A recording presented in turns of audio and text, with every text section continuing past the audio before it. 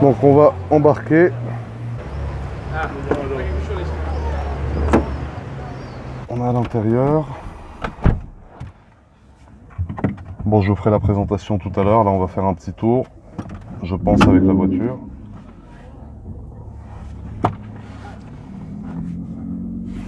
Donc vous voyez, ça s'allume comme l'Aventador SV, comme ça, et comme ça.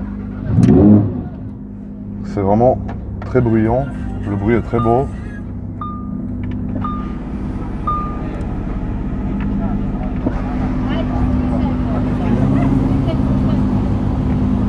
Donc là on est devant l'hôtel de Paris, il y a plein de belles voitures comme d'habitude ici.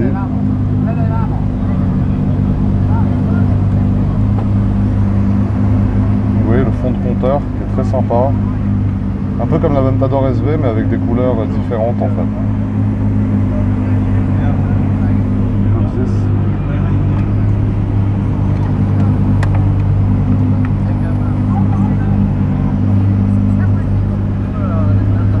Donc là on a une petite Turbo S, un Range Rover Vogue,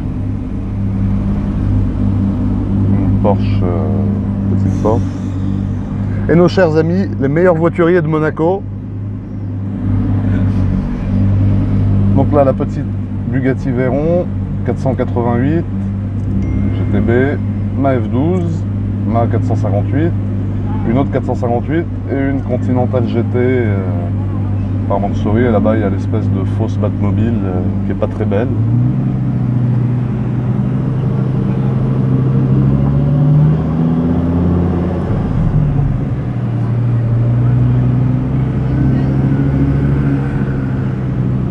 Déjà à première vue c'est vraiment très beau l'intérieur. Vous voyez là en nid d'abeille, enfin des espèces de nids d'abeilles assez gros. Tout Alcantara, mais je vais vous montrer ça dans 5 minutes. Pour l'instant on fait un petit tour tranquillement. Donc là en fait ça vous indique le mode de conduite, c'est assez sympa. Corsa. Corsa c'est le mode de course, c'est le plus sportif en fait. Donc là on descend direction le Fairmont, toujours la même route, qui est sur le circuit de Monaco aussi.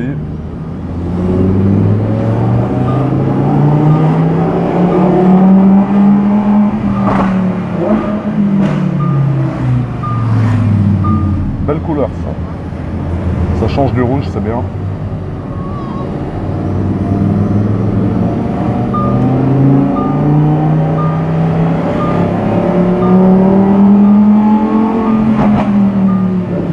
Elle fait des petits P, un peu comme la RS6 au niveau de l'échappement quand il lâche les gaz. C'est assez sympa, ça donne un petit côté sportif. Donc là les rétroviseurs qui sortent un peu, ils sont pas mal. On est suivi par sa R8 derrière.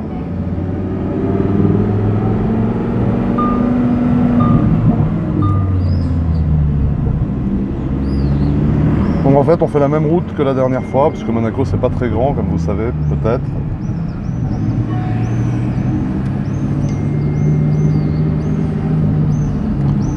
Donc là nous allons prendre le tunnel qui est fermé, donc on va pas pouvoir prendre le tunnel, on va devoir aller plus je pense à gauche, ouais, parce que là c'est fermé, la route est barrée, parce qu'il va y avoir un gros feu d'artifice ce soir. Alors je vais mettre ma ceinture. À Monaco, c'est pas obligatoire la ceinture.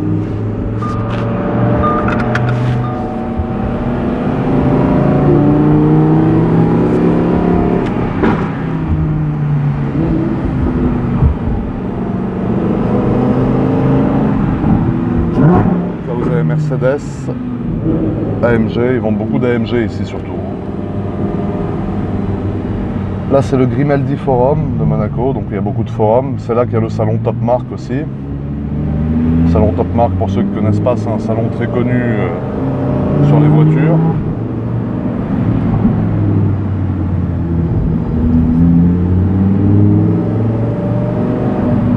À première vue c'est vraiment une voiture très sympa, hein. Bon, on n'a pas beaucoup de place dans la Huracan, surtout quand on fait 2 mètres et qu'on chausse du 47 comme moi. Voilà. Mais sinon, c'est une voiture qui est vraiment très agréable. Bon, c'est sportif, donc forcément, c'est pas très confortable. Mais pour une voiture sportive, il y a pire, quoi. Et comparé à l'Aventador, je pense que c'est plus adapté. Je pense qu'une Huracan est plus adaptée qu'une Aventador SV par exemple, ou qu'une Aventador normale en ville. Je pense qu'à conduire c'est beaucoup plus confortable parce que premièrement c'est une boîte double embrayage, contrairement à la boîte de l'Aventador qui est une boîte à embrayage simple, donc qui met beaucoup plus d'à-coups en fait. Donc ouais, c'est vraiment beaucoup plus confortable.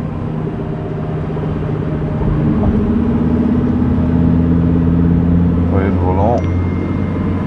volant tout Alcantara avec le petit trait orange, le rétroviseur ici qui est assez aérodynamique aussi.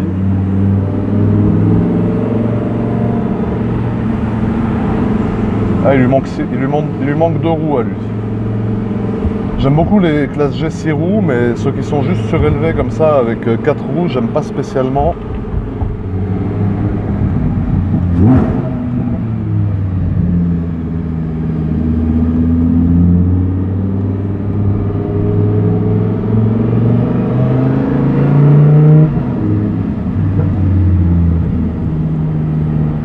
Là c'est l'hôtel Monte Carlo Bay. Et là on sort de Monaco, donc à partir d'ici on n'est plus dans Monaco. En fait ça c'est une petite partie qui est collée à Monaco mais qui n'est pas à Monaco. Il y a une petite portion de route et après dans 500 mètres on va re-rentrer dans Monaco. C'est assez bizarre ici d'ailleurs.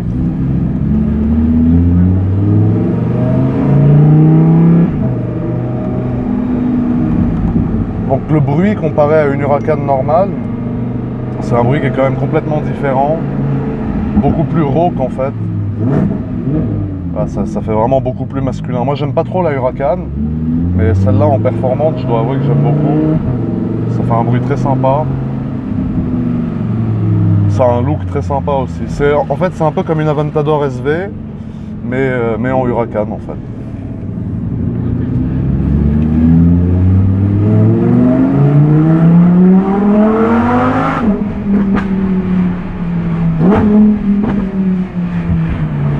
Donc vous voyez dans cette voiture aussi c'est un V10 moteur arrière, donc là on est dans l'habitacle, il y a une petite vitre et là vous avez le moteur qui est juste là, mais bon ça je vais vous montrer tout à l'heure, mais c'est pour vous montrer que voilà quoi. Là il y a les sièges ici et là il y a le moteur qui est vraiment juste derrière comme dans la 458.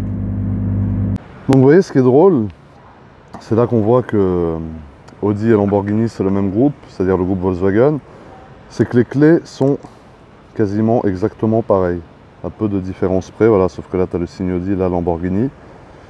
Parce qu'il faut savoir une chose, c'est que la R8, donc que vous voyez là, en vrai c'est une Huracan, c'est-à-dire c'est le même châssis qu'une Huracan, ou la Huracan a le même châssis que la R8, je sais pas, c'est un des deux. Mais en vrai c'est les mêmes voitures. Donc là on va aller à ce qui nous intéresse, c'est-à-dire la Huracan performante. On va commencer par l'extérieur et ensuite on va finir avec l'intérieur les amis. Donc cette voiture est finie avec une peinture, ils appellent ça Nero Nemesis en italien. Donc en gros c'est un noir satiné, voilà. Ça s'appelle Nero Nemesis chez Lamborghini. Au niveau extérieur, je pense que beaucoup d'entre vous connaissent déjà la Huracan classique. Là on est sur quelque chose de beaucoup plus radical entre guillemets.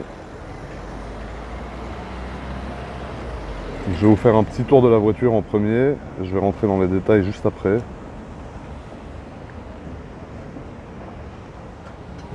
Voilà, faut faire attention parce que sinon tu finis en enfer genre immédiatement, tu vois.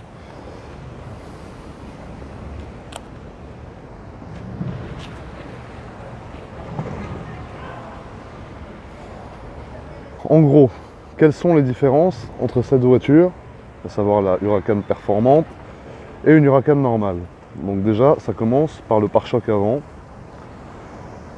qui se trouve ici, donc qui est beaucoup plus affûté que sur une Huracan normale, parce qu'il est coupé en plusieurs entrées. Vous voyez, vous avez plein d'entrées d'air là, donc il est vraiment affûté comme on dit, avec une grosse lame avant en carbone. Donc tout ça c'est des prises d'air, c'est de l'aérodynamisme. Voilà, je suis pas ingénieur, je saurais pas vous expliquer à quoi ça sert. mais probablement à refroidir des radiateurs et à plaquer la voiture au sol un peu plus. Ensuite, deuxième différence, les jantes. Je vais vous les montrer de l'autre côté parce que là au soleil on va pas bien voir. Donc là vous voyez la deuxième différence avec une Huracan normale, c'est les jantes, donc qui sont complètement différentes, des 5 branches très fines, très sportives. Je trouve que c'est vraiment très beau. Ensuite, juste à côté des jantes, on a cette petite écriture, donc performante, juste histoire de rappeler dans quelle variante de la Huracan vous êtes, avec le drapeau italien. Alors ça, je ne sais pas si c'est peint ou si c'est du sticker. Je pense que c'est du sticker, ça m'étonnerait que ça soit peint. Mais en fait, non, c'est possible que ça soit peint aussi, je ne sais pas trop. Donc là, vous avez une prise d'air ici, donc qui n'est pas sur une Huracan normale. Ensuite, vous avez plein de petites prises d'air, un peu comme sur la 458, tout ça pour venir refroidir le moteur en fait qui se trouve à l'arrière ici, mais ça j'y viens. Donc les jantes à l'arrière c'est les mêmes qu'à l'avant évidemment.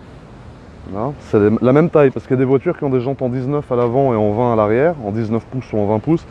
Là avant ou arrière c'est pareil, parce que je rappelle aussi que la voiture c'est une 4 roues motrices, donc les 4 roues poussent la voiture en même temps. Voilà. Ensuite le moteur, donc couleur or comme ça, enfin cuivre un peu doré, je trouve que c'est sympa, ça donne un petit côté sympa à la voiture, avec tous les contours, donc tout ce qui contourne le moteur qui est en carbone. La grande majorité de cette voiture est en carbone de toute façon. Vous voyez même là l'aileron derrière qui rappelle un peu l'aileron d'une Aventador SV, avec les deux prises ici et là. L'aileron de la SV il est exactement pareil, je pense que vous avez pu le voir dans mon autre vidéo. Et moi, ma partie préférée sur cette voiture, c'est ça. Voilà. Je trouve que l'arrière est extrêmement réussi. C'est-à-dire tout est en carbone ici. Voilà. C'est du carbone, du gros carbone en fait. C'est pas du petit carbone, c'est du carbone brut en finition vernie. C'était disponible en finition mat aussi, mais mon ami a préféré prendre l'option avec la finition vernie comme ça. Les deux gros pots. Alors ça, en vérité, c'est des caches qui sont dans le pare-choc comme d'habitude. Les pots sont derrière. Voilà. Et le diffuseur arrière en fait qui s'ouvre et qui laisse apparaître une grosse partie du pneu arrière, comme vous voyez ici. Alors ça me fait penser un peu à la Sesto Elemento. Pour ceux qui connaissent cette voiture, vous verrez que l'arrière c'est à peu près le même diffuseur, c'est-à-dire qu'on voit une grosse partie du pneu, et je trouve que ça c'est vraiment ce qui fait la différence entre cette voiture et une voiture normale, parce que normalement les pneus sont vraiment cachés, et je trouve que c'est vraiment très très beau.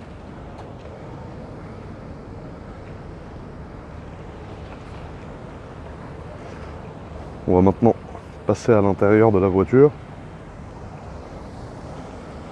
Alors l'intérieur, sans ouvrir la porte, après je vais ouvrir. Donc vous voyez déjà le volant, tout Alcantara, avec le petit trait orange, pour rappeler les sièges évidemment. Et encore une fois à l'intérieur, voilà, tout est en carbone. Donc ça c'est les aérations, qui sont en carbone, les palettes, qui sont en carbone également. Là on va ouvrir la porte, donc vous voyez la porte, je trouve que c'est pas pratique ça par contre chez Lambo. Ils adorent faire ça, tu vois, faut appuyer là en fait en premier et voilà, et choper ce truc là. Bon ça je trouve que c'est vraiment pas très pratique mais bon. Donc là aussi du carbone, ça c'est pour régler les rétroviseurs, ça c'est pour rabattre les rétroviseurs, ça c'est pour verrouiller la voiture. La poignée de porte est là, donc très aérodynamique, très bien caché aussi. Les sièges, donc ils sont à peu près les mêmes que dans la Aventador SV Roadster, tout en carbone, confortable mais pas excessivement, voilà, très sportif. Là vous avez les pédales, avec la protection encore, vu que la voiture est neuve, ils n'ont pas enlevé. Ici vous avez les fonds de compteur qui sont très beaux, donc où on voit la voiture en fond en fait qui est dessinée. Très très sympa, ils adorent faire ça chez Lambo. Et là sur le volant, donc là il y a les clignotants au volant sur cette voiture. Donc ici, il n'y a pas de commodo comme d'habitude. Ça c'est pour faire des appels de phare, quand tu as quelqu'un qui te perturbe devant toi, et que tu arrives et que tu n'as pas trop le temps. Ici vous avez les essuie-glaces, régulateur de vitesse, le sélecteur pour choisir Strada, donc route, sport ou Corsa course. Et ici encore une fois du carbone, voilà. Il y a du carbone de partout. Ici vous avez la boîte de vitesse avec le bouton R pour enclencher la marche arrière ou alors P une fois que vous garez la voiture. Et là tous les boutons du GPS, un peu comme dans la Aventador SV, voilà, c'est un peu la même chose. Je vais m'installer côté passager pour vous montrer un peu plus en détail. Donc là ça ne veut toujours pas s'ouvrir, on va la faire à l'ancienne, voilà, par l'intérieur.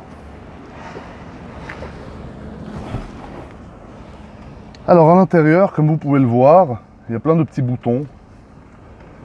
Donc ici vous avez le bouton pour les fenêtres, voilà, donc pour ouvrir ou fermer la fenêtre évidemment. Ici vous avez le lift, donc c'est ce que je vous disais, qui lève la voiture ou qui la descend de quelques millimètres pour pouvoir passer les dodanes tout en confort. Ici vous avez le bouton pour éteindre l'anti-patinage, ça sert à rien, c'est une 4 roues motrices donc tu risques pas de patiner. Ici vous avez les warnings, ici vous avez l'assistance au parking, donc les radars, etc. Ici le start and stop et ici la vitre côté conducteur du coup vu que celle-ci a le volant à droite vu qu'elle est à l'ombre. Là vous avez tous les menus, donc navigation, GPS, menu général, téléphone, information de la voiture, réglage de la voiture, la radio, le volume de la radio et ici vous avez cette fameuse gâchette que vous levez avant d'appuyer sur allumer ou éteindre la voiture. Donc voilà, je pense qu'on a fait le tour de l'intérieur. Ça aussi j'aime beaucoup au niveau du poste de pilotage. Vous avez le compte-tour qui est caché derrière ça et il y a une espèce de petite casquette en carbone. Donc clairement ils y sont vraiment allés à fond sur le carbone je trouve dans cette voiture. Tu vois il y en a même ici, enfin ils en ont mis vraiment partout. Le prix de cette voiture c'est à peu près 250 000 € pour ceux que ça intéresse. Je sais qu'il y en a beaucoup qui demandent. Je pense que ça les vaut parce que c'est vraiment une voiture extraordinaire. Je ne l'ai pas conduite mais je suis monté en passager. Et ça procure vraiment beaucoup de sensations, ça a l'air très stable et surtout elle a fait ses preuves sur plusieurs circuits, etc. C'est une des plus rapides. Donc je pense que c'est une voiture qui est très efficace. Maintenant, on va vous faire écouter ce que ça donne de l'extérieur les amis. Je pense que ça va vous intéresser. Ça fait vraiment un bruit magnifique, vous allez voir.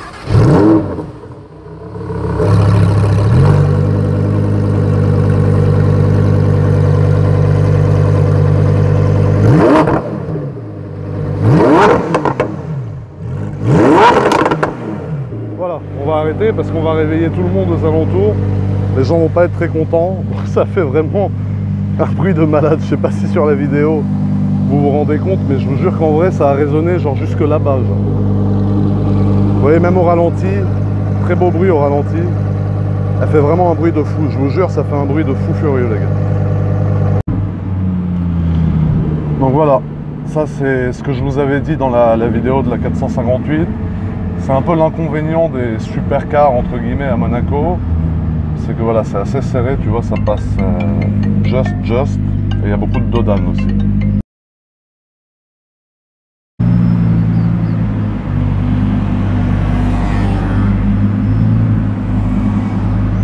Voilà, au final, la voiture la plus pratique à Monaco, c'est ça. Une bonne vieille Smart, il n'y a pas mieux.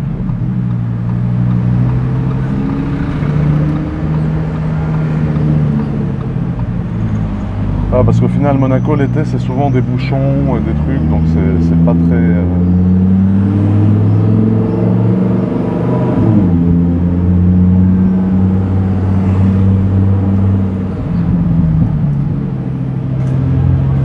Donc là, on repasse devant l'hôtel Fairmont, avec cette jeune dame qui nous coupe la route, merci. Donc en haut, vous avez le Nikki Beach, ceux qui connaissent, et vous avez le Nobu aussi, le restaurant, auquel je vais assez souvent, qui est un très très bon restaurant, ils sont très gentils en plus, donc je vous conseille vivement d'y aller si jamais vous passez par Monaco et que vous voulez vous faire un petit kiff au niveau des restaurants. On est dans les bouchons, on retourne sur la place du casino, les volants sont sur la droite pour ceux qui m'avaient demandé dans l'autre vidéo, voilà, c'est parce que les voitures viennent de Londres et que mon ami habite à Londres.